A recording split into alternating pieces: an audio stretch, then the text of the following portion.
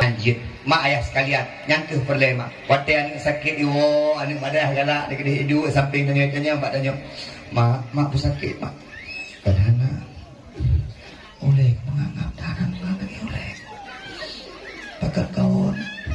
Wo, cik mak iwo dia ya, hai jaga liron. Apa ni ayah kah? Tengok sakit di medan ayah. Mak siap tu baca nama tingkat ibaca Quran mentai samping baca Yasin di samping kita mak cukup bahagia. Makanya perlu segai mak. Kan perlu dan harta baan.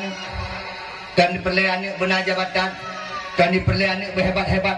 Tapi tingkat watai tanya mati jadi fardu kifayah tanya sebuah kebahagiaan bagi orang tua. Mak harta hanya sementara, jabatan hanya sementara. Tapi ketika anak ya abud ilun mak bejojo lempurah. Ilung maklum kayak gitu cerita bagus. Hai lu kana wa YouTube. Dipegah-pegah dewanyo kana wa YouTube. Buka tiga ke. Ni ha anak lu. Kak boleh bakak ni anak lu ha. Kana anak lu. Lagu kan. Tanya anak lu jenis dilung ya. Bangga. Dai lu pernah tanya mak maklum. Mak, idan nu putra lum di geron mak. Kana opo jenis. Wate mati mak singa, wate meninggal mak singa. Junaidi yang dengki mu dijaga mak. Bukan lu, mamanya mati lu undang ron. Raga buke.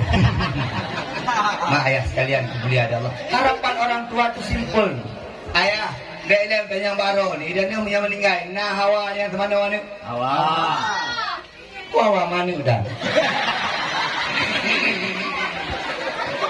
Mak, nah hawa nu wate meninggal sinoh yang pekafan ronan. Alhamdulillah, itu cita-cita seorang ayah, itu cita-cita seorang ibu. Maka dia tapi dah penuh doa. Rabbana hablana min azwajina wa dzurriyyatina qurrata a'yun waj'alna lil muttaqina imama. Lun pernah luau kandang di kandang. Lu asli urang kandang. Lu semawai. Katanya meninggal syahra lu. Karena hanaur lain yang pegah apa jenazahnya itu gehei lu. Junaidi Gahilun Junaidi menegah hidungku secara syara. Ayo ikan ibu. Junaidi, raja ayu pra. Hai, ibu apa? Dia aja. Nggak pegah apa lain. Kena kuimum di pegah baju siap. Sat, pokai itu pegah apa? Long pegah apa jenazah gok mak. Maklum keklik. Gok anak klik maklum sudah klik. Whatever lu tanya, mak pakai nak klik guna. Kibahan dah klik anu yang pegah apa? Walaupun kan bak jenazah roh menyebab jenazah roh tiada klik li. Setiap kau meninggal, selamat tinggal terjit. Menyebab jenazah mana pegah balik, mana klik klik kau nyala. Tanya yang klik. Mak nak kalau tingkat tak pegah apa jenazah roh.